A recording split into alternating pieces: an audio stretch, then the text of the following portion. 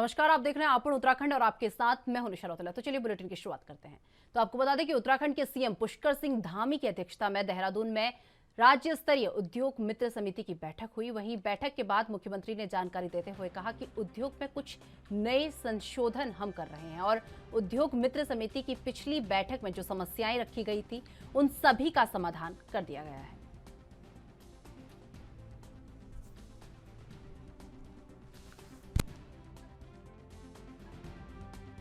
उद्योगों में कुछ नए अमेंडमेंट्स हम कर रहे हैं और पिछले दिनों उद्योग मित्रों की जो हमारी बैठक हुई थी उद्योग बंधुओं के साथ, उसमें उन्होंने कुछ अपनी ज़रूरत, कुछ समस्याएं, कुछ विलम्ब, उस सब के बारे में बताया था। उन सभी का हमने समाधान कर दिया है। अब नए में हम चाहे पर्यटन की नई नीति हो, उद्योगों की नई नीति हो, हमारा वन डिस्ट्रिक्ट वन प्रोडक्ट हो, उसको बिकने की व्यवस्था हो, या यहाँ पर नए उद्योगों के लिए लैंड बैंक की बात हो, उन सभी पर, और एकल खिंडी सिस्टम हो या 143 को लेकर या नए एक्सपेंशन को लेकर जितनी भी समस्याएं उन्होंने बताई है, उन सबको हम सरलीकरण के माध्यम से सरल कर रहे हैं। हमारा पूरा प्रयास है कि उत्तराखंड के अंदर जो हमारा एक बड़ी संभावनाएं हमारे यहाँ पर उद्योगों की है, उस पर हम काम कर रहे हैं और सभी उद्योगपतियों के लिए सरलीकरण, समाधान और निस्तारण जो हमारा मंत्र है उसको यहाँ भी लागू कर रहे हैं।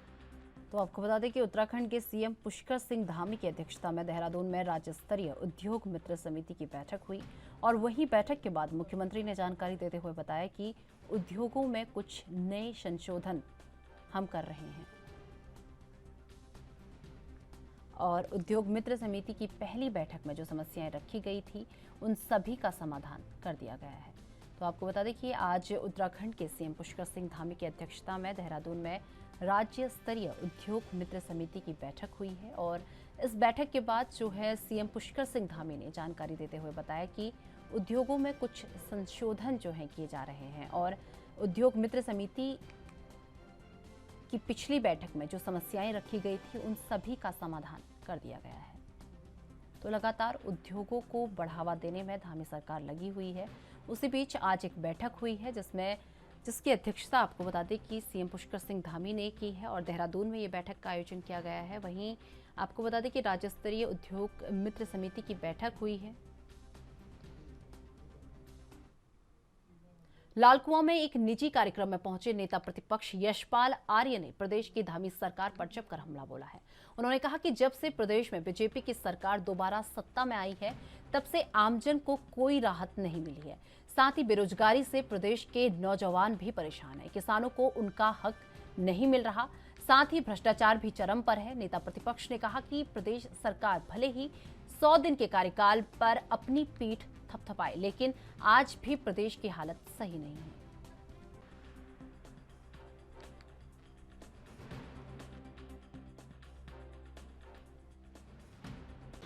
तो सरकार पूरी तरह विफल हो चुकी है। डबल इंजन की सरकार कही जाने वाली सरकार के पास विकास के लिए पैसा नहीं है। मात्र 700 करोड़ रुपया राज्य के लिए इन्होंने रखा है विकास के लिए, लेकिन आज सड़कों के हाल क्या है। ये नेशनल हाईवे है, इसकी दशा कितनी ख़राब है। जो स्टेट हाईवे हैं, जो राष्ट्रीय राजमार्ग हैं, जो नेशनल हाईवे हैं और जो स्टेट हाईवे हैं, उनकी दशा बद से बदतर होती जा रही है। पहाड़ों में सारी रोडें बंद हैं, चाहे स्टेट हाईवे हो चाहे नेशनल हाईवे हो, और लगातार भूस्खलन हो रहा है। सड़कें बंद हैं, कई घर जमींदोज हो चुके हैं और कोई इंतजामात नहीं है। कई मौतें हो चुकी हैं। बिजली, पानी, सब व्यवस्था चरमरा चुकी है। बिजली गुल है, पेयजल योजनाएं ध्वस्त हैं, लाइनें ध्वस्त हैं और कई घरों में कई घर ढह चुके हैं। और जो इन्होंने 100 दिन का अपना विकास का और जो इन्होंने 100 दिन का लेखा जोखा रखा वो जनता के सामने है। 100 दिन हमने कहा है कि 100 दिन पर्याप्त नहीं होते कि सरकार के उपलब्धियों के लिए, सरकार के 100 दिन में उनकी सफलता असफलता को आंकना भी ठीक नहीं है। लेकिन इन्होंने जिस तरह से 100 दिन का लेखा जोखा प्रदेश के जो आवाम के सामने रखा है, निसंदेह उससे जनता का विश्वास इस सरकार से उठा। देहरादून के घंटाघर स्थित बाबा साहेब भीमराव अंबेडकर की प्रतिमा पर बीजेपी के नवनियुक्त प्रदेश अध्यक्ष महेंद्र भट्ट ने माल्यार्पण किया और इस दौरान बीजेपी प्रदेश अध्यक्ष महेंद्र भट्ट ने राज्य आंदोलन के शहीदों को नमन किया। महेंद्र भट्ट ने कहा कि आजादी के अमृत महोत्सव के दौरान अपने सभी महापुरुषों को याद करना हम सभी का नैतिक जिम्मेदारी है। और भट्ट ने कहा कि उत्तराखंड वीर भूमि में स्वतंत्रता दिवस के दिन हर घर में तिरंगा हो, यही मेरी इच्छा है। साथ ही राज्य के लोगों से अपील करते हुए कहा कि आजादी के अमृत महोत्सव में सभी लोग अपना योगदान दें।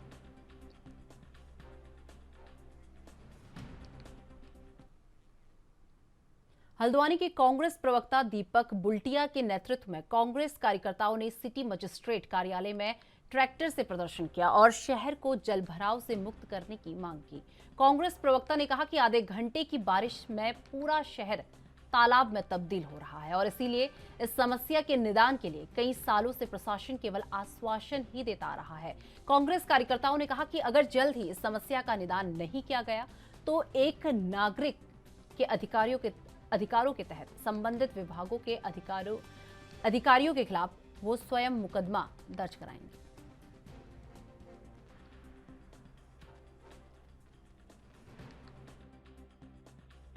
कि जैसा कि पूरा शहर देख रहा है, पूरा प्रदेश देख रहा है, सरकार के मंत्रीगण भी इस शहर से गुजरते हैं, आते हैं, सभी को समस्याओं का पता है कि प्रदेश में किस तरह से, एक हल्द्वानी की हम बात नहीं करते हैं, पूरे प्रदेश में जल भराव, आपदा और टूटी सड़कें एक आम समस्या बनती चली जा रही है और इससे जीवन का खतरा लोगों को बना हुआ है। कभी भी कहीं पर भी जो नाले हैं, नाले इस तरह से रोड पे उफनाई नाले आ जाते हैं, वहाँ जो राहगीर हैं उनको उनकी जान को खतरा हो जाता है। और दूसरा, टूटी सड़कें हैं और उसके बगल में नहर चल रही है। मैंने ये मामला आपके सामने रखा, तो उससे क्या होता है कि कोई बच्चा चला रहा है, टूटी सड़क है, फिसल के नहर में गिर गया, क्योंकि नहर खुली है ना, उसमें ही कोई रेलिंग है। और ये दंड प्रक्रिया संहिता की 1973 के धारा 133 के तहत कार्रवाई बनती है इस पर, संबंधित विभाग पर, और क्योंकि ये भी एक दंडनीय अपराध है सीआरसी के तहत। तो हमने निवेदन किया है और जिस तरह से हमारे नगर मजिस्ट्रेट महोदया ने हमें आश्वासित किया है कि इसका पूरी तरह से समाधान किया जाएगा, मूल रूप से इसका समाधान किया जाएगा, ताकि ये वर्षों पुरानी समस्या जो बढ़ती जा रही है दिन प्रतिदिन, इसका समाधान स्थायी तौर पे हो सके। ऐसा नहीं लगता कि नगर निगम भी फेलियर है, क्योंकि नालियों की निश्चित तौर पे आपने बयान पढ़े होंगे। मैंने 2 दिन लगातार मैंने ये भी कहा, यदि समस्या से निदान नहीं मिलता है तो संबंधित अफसरों के खिलाफ मैं एफआईआर दर्ज करूंगा, क्योंकि संविधान में नागरिक को एक उसकी सुरक्षा का अधिकार सरकार का है, उसकी जिम्मेदारी है। यदि सरकार अपने प्रशासनिक अधिकारियों से हमारी सुरक्षा मुहैया नहीं करा सकती तो हम सरकार के खिलाफ, प्रशासन के खिलाफ मुकदमा दायर करेंगे, और जो कि हमारा एक भारतीय नागरिक होने के संविधान के तहत हम। हरिद्वार के जिला जेल में 43 कैदियों के कोरोना पॉजिटिव पाए जाने से जेल प्रशासन में हड़कंप मचा हुआ है और जेल प्रशासन कैदियों को चिन्हित कर क्वारंटाइन करने में जुटा हुआ है। 28 और 29 जुलाई को जेल में हेपेटाइटिस की जांच के लिए कैंप लगाया गया था, जिसमें करीब 700 कैदियों की जांच हुई थी। कैदियों की सैंपलिंग में कोरोना की जांच करने पर 43 कैदियों में कोरोना की पुष्टि हुई। आपको बता दें कि सीएमओ का कहना है कि सभी संक्रमित बिना लक्षणों वाले हैं और खतरे की कोई बात नहीं है। एहतियातन कैदियों को क्वारंटीन किया जा रहा है और वहीं जेल प्रशासन का कहना है कि कोरोना की गाइडलाइन का पूरी तरह से पालन किया जाएगा।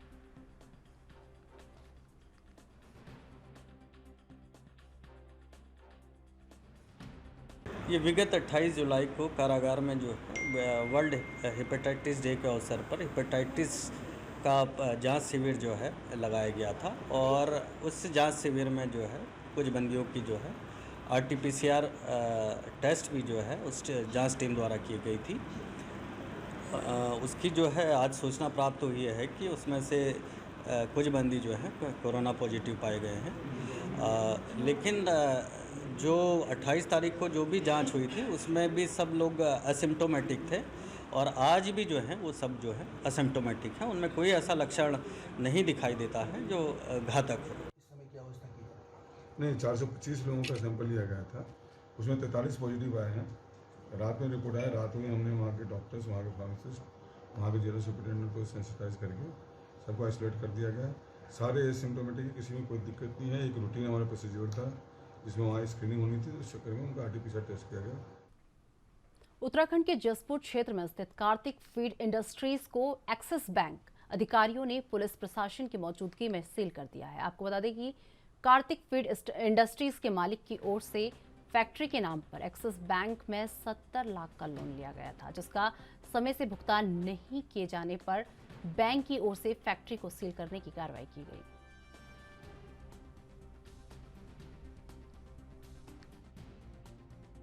ये कार्तिक फीड इंडस्ट्री करके एक फर्म हुआ करती है मनोज कुमार जी की। उन्होंने एक्सिस बैंक से लोन लिया था और लोन जब उन्होंने नहीं चुकाया तो बैंक ने सरफेसी एक्ट के अंतर्गत कार्रवाई करी, उनको डिमांड नोटिस भेजा। जब उस पर उन्होंने कोई कार्रवाई नहीं करी तो हमने फैक्ट्री का सिंबॉलिक पोजीशन लिया। सिंबॉलिक पोजीशन लेने के बाद भी अगर उन्होंने कुछ नहीं कार्रवाई करी तो हमने डीएम साहब के यहाँ अपनी एप्लीकेशन लगाई, उधम सिंह नगर डीएम साहब के यहाँ। वहाँ उन्होंने हमारी एप्लीकेशन अलाउ करी और हमें सहायता पुलिस द्वारा उपलब्ध कराने के लिए आदेशित कर दिया यहाँ एसएसपी साहब को। वहाँ से हमें एसएसपी साहब के यहाँ से हमें जो बल है पुलिस बल प्राप्त हुआ आज, और हमने जो है अपने इस जो प्रॉपर्टी है जो कि हमारे यहाँ बंधक थी उसका हमने आज फिजिकल पोजीशन ले लिया। ये तकरीबन जो लोन लिया गया था वो इस समय जो है करीब 70 लाख के आसपास का लोन जो है वो बकाया। उत्तराखंड के जसपुर क्षेत्र में जिलाधिकारी युगल किशोर पंत ने देर शाम तहसील और एसडीएम कार्यालय का चौक निरीक्षण किया और साथ ही तहसील कर्मचारियों के साथ बैठक की। मीडिया से बात करते हुए जिलाधिकारी ने बताया कि एसडीएम कार्यालय का चौक निरीक्षण किया गया और साथ ही कुछ तहसील कर्मचारी समय से पहले चले जाते हैं।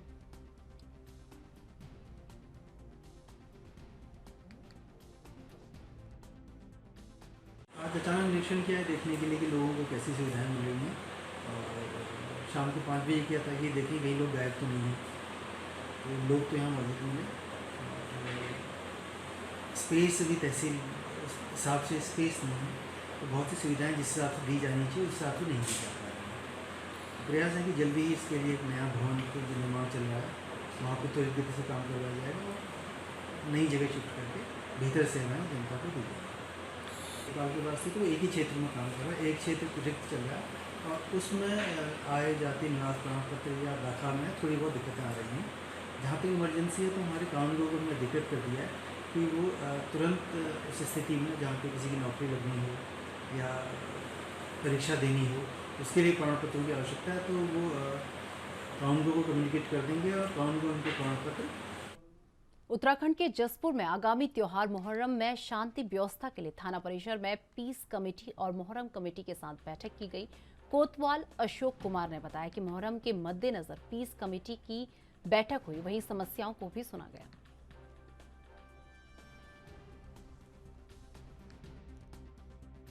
मुहर्रम कमेटी और पीस कमेटी को दोनों को लाया गया था और उनसे जो मीटिंग की गई थी उनकी समस्याएं भी सुनी कि जो है मुहर्रम के दौरान जब मुहर्रम ताजिए निकलते हैं उसके दौरान क्या क्या समस्याएं आती हैं। अन्य विभागों को भी बुलाकर उनकी समस्याओं के निराकरण के लिए भी निर्देशित किया गया है और उनकी जो समस्याएं हैं उन्हें सुनकर अभी जो है हम लोग जो है सर्वे भी कर रहे हैं किस जगह पर कोई समस्या उत्पन्न होती है। जैसे तार वगैरह हैं, उन लोगों ने एक जियो फाइबर वालों की जो तार के संबंध में बताया काफ़ी नीचे लगा दी हैं। इसमें एसडीएम महोदय ने भी जो है उन्हें अवगत कराया है कि जो जियो के डायरेक्टर हैं उनसे संपर्क कर उन्हें जो है थोड़ा ऊँचा करवाया जाएगा। उत्तराखंड के रुद्रपुर में जालसाजी कर ठगी करने का मामला सामने आया है। आपको बता दें कि उत्तर प्रदेश निवासी युवक और उसके साथियों द्वारा रुद्रपुर के एक युवक से ई राशन कार्ड बनाने का ठेका देने के नाम पर धोखाधड़ी कर सिक्योरिटी मनी के रूप में 38 लाख रुपए हड़पने के मामले में एक आरोपी को गिरफ्तार किया गया है। आपको बता दें कि वरिष्ठ पुलिस अधीक्षक मंजूनाथ टीसी ने मामले की जानकारी देते हुए बताया कि मामले के मास्टरमाइंड को गिरफ्तार कर लिया गया है और आगे भी इसी विषय पर कार्रवाई की जा रही है।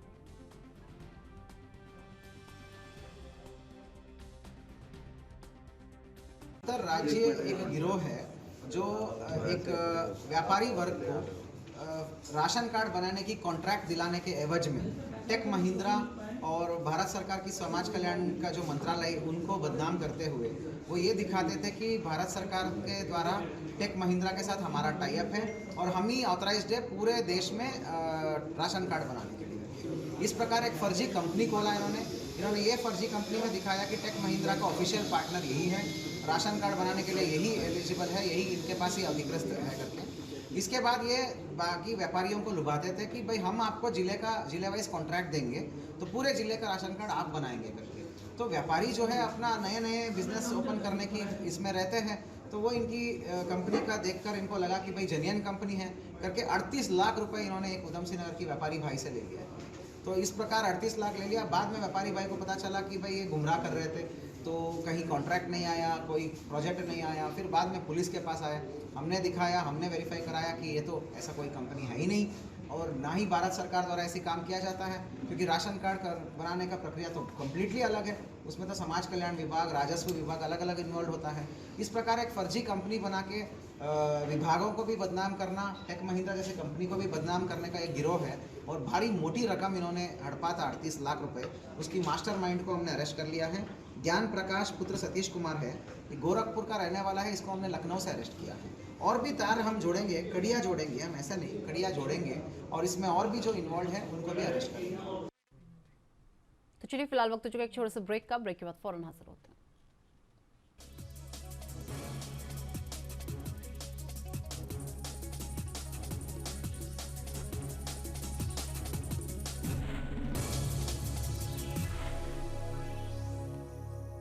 ब्रेक के बाद फिर से आपका स्वागत है। रुक कर लेते हैं अपनी अगली खबर का। उत्तराखंड के अल्मोड़ा में होने वाले पौराणिक नंदा देवी का मेला इस वर्ष बड़े धूमधाम से मनाया जाएगा। आपको बता दें कि अल्मोड़ा नंदा देवी का मेला पौराणिक और ऐतिहासिक है, जो कई वर्षों से बड़े धूमधाम से मनाया जाता रहा है। वहीं मेले की तैयारियों को लेकर महिलाओं में खासा उत्साह दिखाई दे रहा है, और महिलाओं की ओर से विभिन्न नृत्यों की तैयारी की जा रही है। और मेला आयोजकों ने बताया कि 2 साल से कोविड के कारण मेला नहीं हो पाया, इस साल इसको भव्य रूप दिया जा रहा है।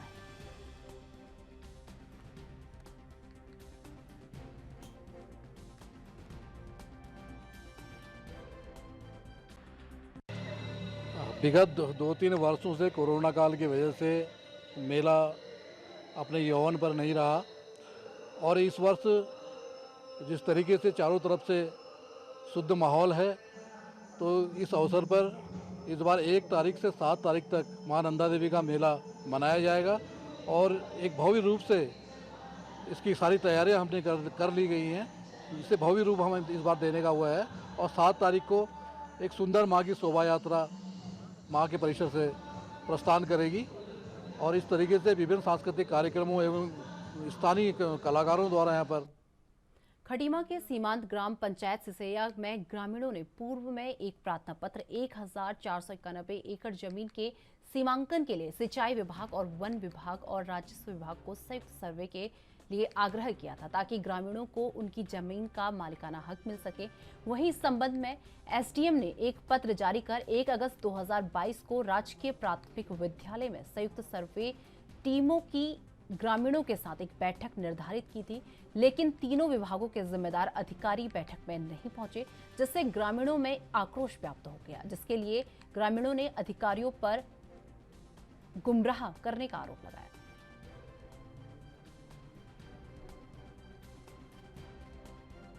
सर, संयुक्त सर्वे होने के लिए हम लोग सितंबर 2021 में कमिश्नर साहब से मिले नैनीताल जाके। उन्होंने एक आदेश जारी किया कि संयुक्त सर्वे होना चाहिए। डीएम साहब ने अक्टूबर में कमेटी बनाई 2021 में। 9 महीने से हमें गुमराह किया जा रहा है खटीमा प्रशासन द्वारा कि बैठक हमें लेटर जारी कर देते हैं, लेकिन कोई उपस्थित नहीं होता। पटवारी जी आ जाते हैं, बस खाना पूर्ति की जाती है और बस हमें गुमराह किया जा रहा है। सर देखिए, अब जमीन का तो मैं नहीं बता सकता कि हम तो ये मांग कर रहे हैं कि संयुक्त सर्वे किया जाए, कितनी जमीन है किस विभाग की। हम तो ये मांग कर रहे हैं कि जब यही नहीं पता है कि कौन सी जमीन किसकी है, तो हम तो ये लड़ाई कर रहे हैं कि भाई आप संयुक्त सर्वे करिए तीनों विभागों द्वारा कि किसकी जमीन है, कि ये राजस्व की जमीन जोत रहे हैं, कि हम वन विभाग की जमीन जोत रहे हैं, कि सिंचाई की जमीन जोत रहे हैं। आज की बैठक में हुआ सर, पटवारी जी आ गए, न वहाँ सिदारगंज से नायब तहसीलदार जी आ गए, बाकी कोई सक्षम अधिकारी यहाँ उपस्थित नहीं हुआ। ना एसडीएम साहब आया, ना तहसीलदार साहब आए, ना वन विभाग के कोई कर्मचारी आए, सिंचाई विभाग के कोई कर्मचारी आए। बैठक होनी थी, ग्रामीण सब उपस्थित थे और राजस्व विभाग के पटवारी जी उपस्थित हैं, और बंदोबस्त से हमारे कानूनगो साहब और पटवारी जी उपस्थित हैं, लेकिन यहाँ पे वन विभाग के कोई भी कर्मचारी उपस्थित नहीं हैं। बार बार उनको सूचना दिया जाता है, मौके पे नहीं आते हैं। इससे पहले भी 2 बार बैठक हुई, नहीं आए, और सिंचाई विभाग के भी कर्मचारी अधिकारी कोई नहीं आते हैं। तो हम लोगों का यहाँ पे ज़मीनों का निस्तारण किस तरह से होगा, कैसे होगा, हम लोग चाह रहे हैं कि जो भी हमारे गांव का बंदोबस्त हुआ है उस बंदोबस्त को जारी कर दिया जाए, विनियमितीकरण कर दिया जाए और सबको मालिकाना हक दे दिया जाए। ये सिसैया और सिसैया मेला घाट और चौराहा मेला घाट बाजार, ये विनियमितीकरण का मामला चल रहा है 2016 से। इससे पहले 2006 से हम लोग मांग करते आए हैं कि इस जो क्षेत्र में जो जहाँ बैठा है सभी लोगों की ज़मीनों का बंदोबस्त करा दिया जाए। सरकार ने इस बात को सुना, 2016 में बंदोबस्त के आदेश कर दिए गए और 2017 से बंदोबस्त कराना शुरू किया गया और 1491 एकड़ का बंदोबस्त के आदेश जारी किए गए हैं और अब तक क्या नाम है वो अधर में लटका पड़ा है। हम तो चाहेंगे कि 1491 एकड़ में जो भी जहाँ बैठा है सारे लोगों का मालिकाना हक भूमि का दे दिया जाए। राहुल कुमार। इसमें राजस्व विभाग था, सिंचाई विभाग था और वन विभाग था। ये अपने सीमा निर्धारण के लिए कार्रवाई किया जाना था, इसीलिए चाहिए। तो अभी तक तो किसी राजस्व विभाग के अलावा और वन विभाग और सिंचाई विभाग उपस्थित हुआ नहीं। अभी समय हो गई नहीं, इसके पहले हुआ था, उसमें कार्रवाई चली थी उसमें, फिर अभी दोबारा जो है उसका कुछ करना है सीमा निर्धारण का, साइट का रह गया है कि वही देखना था। तो ये तो एक बार मैं अभी खंड नहीं आया हूँ, 2 महीना हुआ है आए हुए। इसके पहले कोई और थे, अभी इसमें मुझे पूरी नॉलेज जानकारी नहीं है, एक आध बार आया था। उत्तराखंड के हल्द्वानी में भारी बारिश की वजह से सभी नदियां उफान पर है। इसके बावजूद भी लोग लापरवाही बरतते हुए नजर आ रहे हैं। आपको बता दें कि हल्द्वानी के गोला नदी में युवा सारे हिदायतों को ताक में रखकर नदी में नहा रहे हैं। वहीं आए दिन लगातार डूबने और बहने की घटना होने के बावजूद भी युवा नदी में नहा रहे हैं। हल्द्वानी की ये तस्वीर ये साफ बता रही है कि आखिर बरसात में नदियां उफान में होने के बावजूद किस तरह लोग जान जोखिम में डाल रहे हैं।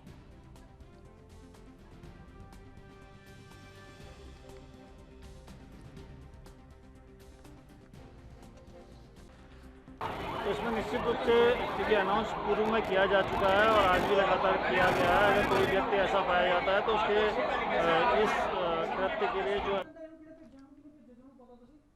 ऋषिकेश एम्स में आईसीयू का बेड खाली नहीं होने की वजह से एक 12 दिन के बच्चे की मौत हो गई। आपको बता दें, जिसको लेकर परिजनों ने एम्स की इमरजेंसी में मौजूद डॉक्टरों पर लापरवाही का आरोप लगाया। आपको बता दें कि लगातार एम्स में बेड नहीं मिलने की वजह से मरीज प्राइवेट अस्पतालों में महंगे इलाज के लिए ठोकरें खाते हुए दिखाई दे रहे हैं। बावजूद इसके एम्स की स्वास्थ्य सुविधाओं को बेहतर करने के प्रति राज्य सरकार का कोई भी मंत्री अपनी चुप्पी नहीं तोड़ रहा।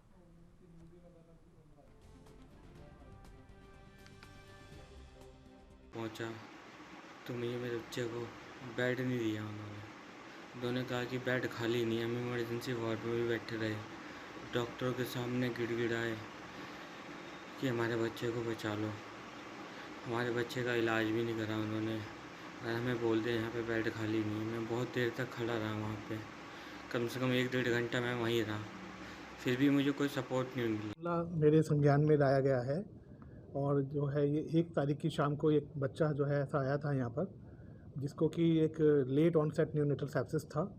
तो ऐसे बच्चे को उस समय हमारी इमरजेंसी में पीडियाट्रिक्स विभाग में, बच्चों वाले विभाग की जो इमरजेंसी होती है, वहाँ पर रखा गया। उसको ऑक्सीजन भी लगाई गई थी, परंतु उस समय हमारे पास जो था उसको आईसीयू का जो बेड था, बच्चे उस न्यूनेटल आईसीयू का बेड, वो उस समय खाली नहीं था।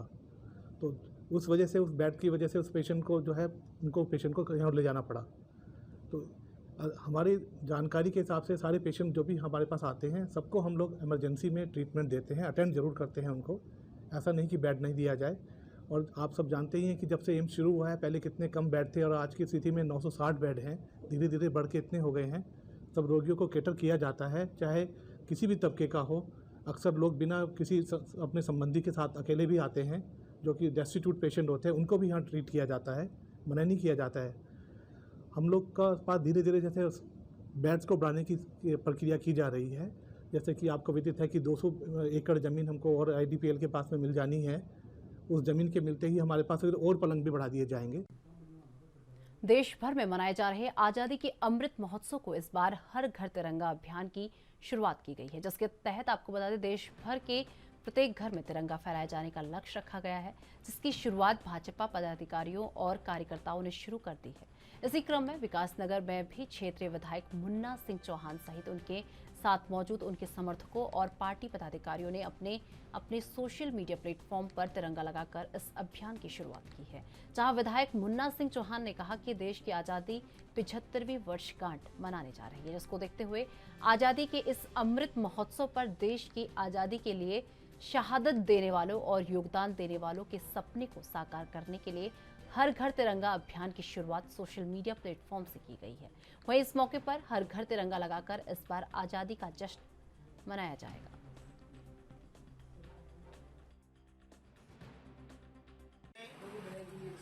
देश की आजादी के अमृत महोत्सव का इस पवित्र पर्व पर हमारा परम कर्तव्य है, पवित्र कर्तव्य है कि हम देश की आन बान शान और अभिमान का प्रतीक अपना राष्ट्रीय ध्वज तिरंगा हर घर पर लहराएं। भारतीय जनता पार्टी के नेतृत्व ने भारतीय जनता पार्टी के हर कार्यकर्ता को निर्देश दिया